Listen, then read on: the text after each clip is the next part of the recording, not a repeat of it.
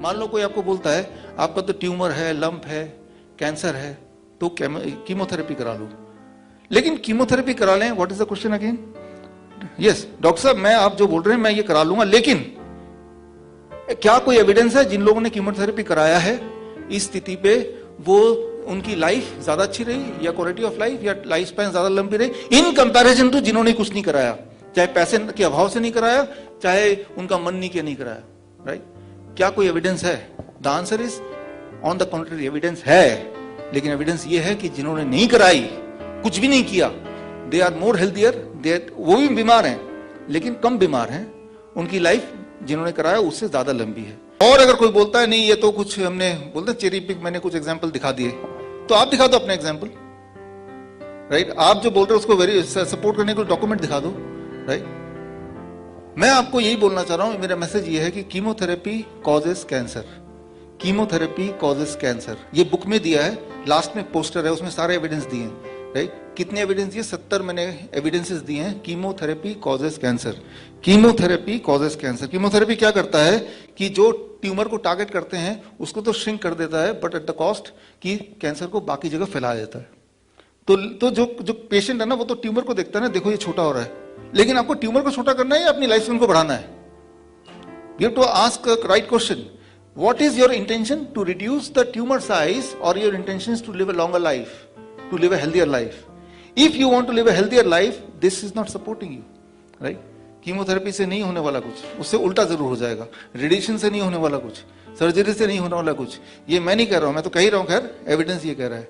और अगर कोई बोल रहा है नहीं मैं गलत कह रहा हूं तो आप प्रूव करो फिर, या तो आप प्रूव करो या मेरे एविडेंस मानो, right? So again the most important question comes कि जब भी कभी भी कोई डॉक्टर आपसे बोले ऐसा कुछ कर लो, तो फॉर एग्जाम्पल कि आपको बुखार हो गया, पैरासिटामोल खा लो, तो आप बोलेंगे डॉक्टर साहब मैं आपके कहने पे पैरासिटामोल खा तो रहा हूं, लेकिन क्या कोई एविडेंस है कि जिन लोगों ने इतने टेम्परेचर पे 104 डिग्री पे खा लिया वर्सेस जिन लोगों ने खाया नहीं, तो जिन लोगों ने खा लिया वो जल्दी ठीक हो गए, राइट? या कुछ रिलीफ मिला? अगेन मेडिकल लिटरेचर में इसका जवाब है, जवाब यही है कि जिन लोगों ने पैरासिटामोल लेते हैं, एंटीबायोटिक लेते हैं, they die, the death is more prevalent in comparison to those who do not take. Number one. Number two, उनके ठीक होने की जो नंबर ऑफ डेज है वो बढ़ जाते हैं जो लोग लेते हैं। ये सारे एविडेंस में है। तो अगर आप इसको एविडेंस बेस्ड साइंस मान रहे हो तो आप एविडेंस पे बात करो, या फिर आप अगर एक गिमिक मान रहे हो फिर तो कुछ भी चलेगा, राइट?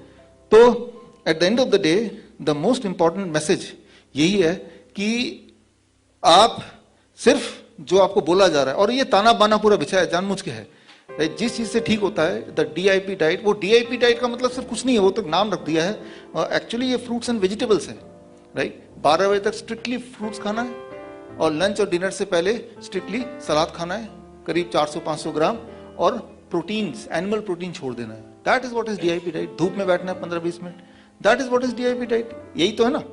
ऑस्टियोपोरोसिस में -6 मतलब बेड रिडन, -6 का किसी का अगर आ जाए नंबर, इसका मतलब वो अब उसको जिंदगी भर लेटे ही रहना है बेड पे, राइट? यानी कि उनकी बोन इज फ्रेजाइल, और जब तक जिंदा रहना है तो बेड पे ही लेटे रहना है, और वहां से ऊपर से साथ में कैंसर, राइट?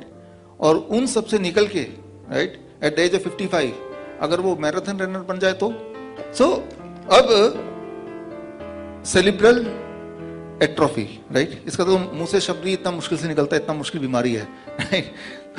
इसका मतलब ये होता है कि ब्रेन डीजेनरेट हो रहा है, ब्रेन के सेल्स मरते जा रहे, इसका कोई इलाज नहीं है। एक्चुअली इलाज तो किसी भी चीज का नहीं है, राइट? डायबिटीज का इलाज नहीं है अगर कन्वेंशनली देखो तो इसमें इंसान बस वेट करता है कि अब धीरे धीरे the patient is going to die, वो बेड रिटर्न हो जाएगा और करते करते कोमा में आ जाएगा, and then one day the patient will die. That's the expected है। ये मिरेकल नहीं है, भगवान ने हमारी बॉडी को मिरेकल ही बनाया है, लेकिन हम जब ऐसा देखते हैं तो हमें मिरेकल लगता है, क्योंकि हम उस हाथी के बच्चे की तरह, उस हाथी की तरह चेन से बंधे हुए हैं, राइट? तो हमारी माइंडसेट हो गई, तो हम बीमार पड़े तो हम धीरे धीरे डिटेरियोरेट करेंगे and one day we will die, right? जबकि ऐसा नहीं है। Thank you. और आपका ये जो आज का एपिसोड है, ये एपिसोड है एज ए रिजल्ट ऑफ जो आपने पिछले मेरे एपिसोड में कमेंट में डाला था कि अगला एपिसोड क्या बनेगा। इसका मतलब ये है कि अगला एपिसोड के लिए भी इस एपिसोड में जो भी आप कमेंट बॉक्स में लिखेंगे कि क्या किस पे बनना चाहिए, जो भी आपके प्रॉब्लम्स है वो बताइए, और मैं उस पर हमारी टीम और हम मिलके अगला एपिसोड बनाएंगे। और ये भी मैं चाहता हूँ कि ये देखिए, भगवान ने हर प्रॉब्लम का बहुत आसान सोल्यूशन दिया है, आसान, safest, fastest and long term basis, यानी कि परमानेंट क्योर। तो ये अपने तक ही सीमित ना रख के आप किसी भी फॉर्म में ही लोगों तक पहुंचाइए। That is what I call as humanity. धन्यवाद, थैंक यू।